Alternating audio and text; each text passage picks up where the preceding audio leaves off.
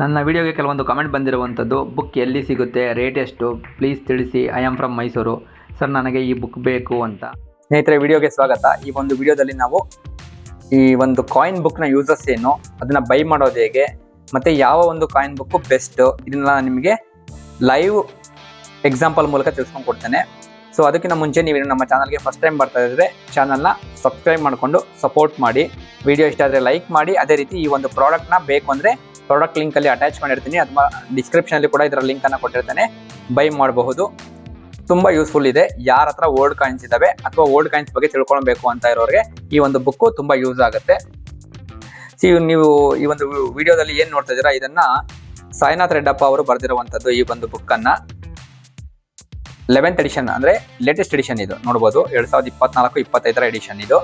So ಪ್ರತಿ ವರ್ಷ July ಅಥವಾ ಆಗಸ್ಟಲ್ಲಿ ಈ ಒಂದು ಎಡಿಷನ್ ರಿವೈಸ್ ಆಗುತ್ತೆ. ನೋಡ್ತಾ ಇರ್ಬೋದು ನೀವು ಇಲ್ಲಿ. ಬುಕ್ನ ಹೆಸರು ಈ ರೀತಿ ಇರುವಂಥದ್ದು: Indian coinage, British India, Portuguese India, republic India ಎಲ್ಲವೂ ಇರುವಂಥದ್ದು. 1835ರಿಂದ ಹಿಡಿದು 2025 ಎಲ್ಲ ನಾಣ್ಯಗಳ ಮಾಹಿತಿ ಇದರಲ್ಲಿ ಇರುವಂಥದ್ದು. ಅದರ ಬೆಲೆಯಿಂದ ಹಿಡಿದು, ಅದರ ಸ್ಕೇರ್ ಕ್ಯಾಟಗರಿಯ ಅಥವಾ ರೇರ್ ಕ್ಯಾಟಗರಿಯ, ಅದರ ಕ್ಯಾಟಗರಿಯಿಂದ ಹಿಡಿದು ಸಂಪೂರ್ಣವಾದಂತಹ ಮಾಹಿತಿ ಇದರಲ್ಲಿ ಇರುವಂಥದ್ದು. ಆಸಕ್ತರು ಇದನ್ನ ಬೈ ಮಾಡಬಹುದು. ನಾನು ನಿಮಗೆ ಪ್ರಾಡಕ್ಟ್ ಅಲ್ಲಿ ಲಿಂಕ್ ಅನ್ನ ಕೊಟ್ಟಿದ್ದೇನೆ. ಸೊ ಈ ರೀತಿಯ ಕಾಯಿನ್ ಬುಕ್ಗಳು ನಮಗೆ ಯಾಕೆ ಬೇಕು? ಮೊದಲನೇದು ನಾಣ್ಯಗಳು. ಇದು ನೋಡಿ, ಎಕ್ಸಾಂಪಲ್ ನಿಮ್ಮೊಂದು ಎಕ್ಸಾಂಪಲ್ ಕೊಡೋಣ ಅಂತ ತಗೊಂಡೆ. ನೋಡಿ, ನನ್ನ ಹತ್ರ 20 ಪೈಸೆಯ ನಾಣ್ಯ ಇದೆ. 1988 ಕೋಲ್ಕತ್ತಾ ಮಿಂಟ್ನ ನಾಣ್ಯ. ನನಗೆ ಗೊತ್ತಿಲ್ಲ ಈ ಥರದೊಂದು ನಾಣ್ಯ ಎಲ್ಲರ ಹತ್ರ ಇರಬಹುದು, ಅಥವಾ ಡಿಫ್ರೆಂಟ್ ಹಳೆಯ ನಾಣ್ಯಗಳು. ನೋಡಿ, ಈ ಥರದ ನಾಣ್ಯಗಳು, ಮತ್ತೆ ಈ ಥರದ ನಾಣ್ಯಗಳು, ಯಾವುದೋ ಒಂದು ಪೈಸದ ನಾಣ್ಯಗಳು ಇರಬಹುದು. ಸೊ ಈಗ ಇದರ ಬೆಲೆ ತಿಳ್ಕೊಬೇಕಾಗಿರುವಂತಹ ನಮ್ಮ ಮೊದಲನೇ ಕರ್ತವ್ಯ. ಸೊ ನನಗೆ ಈ ಥರದ ನಾಣ್ಯ ಇದೆ, ಗೊತ್ತಿಲ್ಲ, ಏನು ಮಾಡೋದು, ಎಲ್ಲಿ ತಿಳ್ಕೊಳೋದು ಅಂತ. ನೋಡಿ, ನಾನು ನಿಮ್ಗೆ ಅದೇ ಪೇಜನ್ನು ಓಪನ್ ಮಾಡಿರುವಂಥದ್ದು. ಸೊ ಪ್ರತಿಯೊಂದನ್ನು ಸ್ಟೆಪ್ ಬೈ ಸ್ಟೆಪ್ ಪೈಸಗಳ ಇದರಲ್ಲಿ ಕೊಟ್ಟಿರುವಂಥದ್ದು. ನೋಡಿ, 20 ಪೈಸಾ ಎಷ್ಟನೇ ಪೇಜು? 181, 181ನೇ ಪೇಜಲ್ಲಿ ಇರುವಂಥದ್ದು ಇದ್ರ ಬಗ್ಗೆ ಡೀಟೇಲ್ಸು. 20 ಪೈಸದ್ದು. ನಾನು ಈಗ 181ನೇ ಪೇಜನ್ನು ತೆಗಿತಾ ಇದ್ದೇನೆ. ನೋಡಿ, ಇದನ್ನು ನಾನು ಥ್ರೆಡ್ ಹಾಕಿಟ್ಟಿದ್ದೆ. 181ನೇ ಪೇಜಲ್ಲಿ ಇರುವಂಥದ್ದು. ನಿಮಗೆ ನೋಡ್ತಾ ಇದ್ದೀರಾ, ಇದೇ 20 ಪೈಸಾ. ಸೊ ಈಗ 1988 ಕೋಲ್ಕತ್ತಾ ಮಿಂಟ್ನ ನಾವು ತಿಳ್ಕೊಳ್ಬೇಕು. ನೋಡಿ, 1988 ಇಲ್ಲಿರುವಂಥದ್ದು ಕೋಲ್ಕತ್ತಾ ಮಿಂಟು. ಸೊ ಇದು ಕಾಮನ್ ಕ್ಯಾಟಗರಿಯ ನಾಣ್ಯ.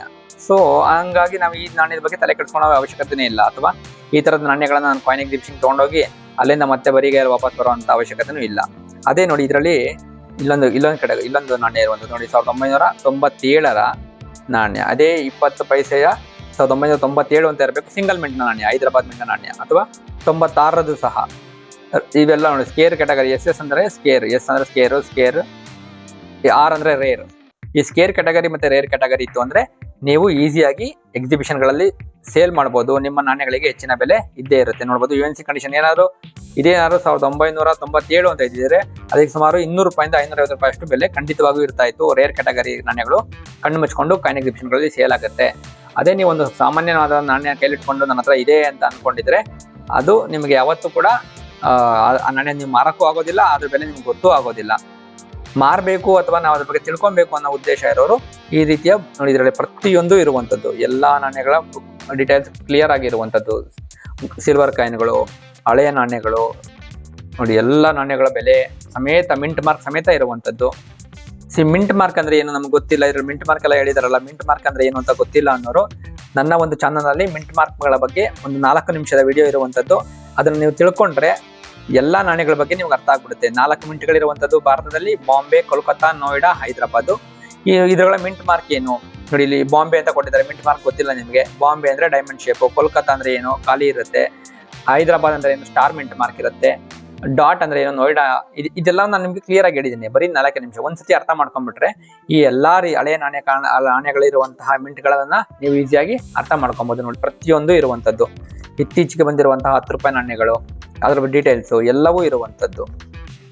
5 ರೂಪಾಯಿ ನಾಣ್ಯಗಳು ನೋಡ್ಬೋದು, ಇಲ್ಲಿ ಎಲ್ಲವೂ ಇರುವಂತದ್ದು. ಇದರಲ್ಲಿ ಯಾವ ನಾಣ್ಯವೂ ಕೂಡ ಮಿಸ್ ಆಗಿಲ್ಲ. ಸೊ ಹಾಗಾಗಿ ಈ ತರದ ಬುಕ್ ಅನ್ನ ನೀವು ಪರ್ಚೇಸ್ ಮಾಡಿದ್ರೆ ನಿಮಗೂ ಕೂಡ ಇರುವಂತ ಎಲ್ಲಾ ಡೌಟು ಕ್ಲಿಯರ್ ಆಗುತ್ತೆ.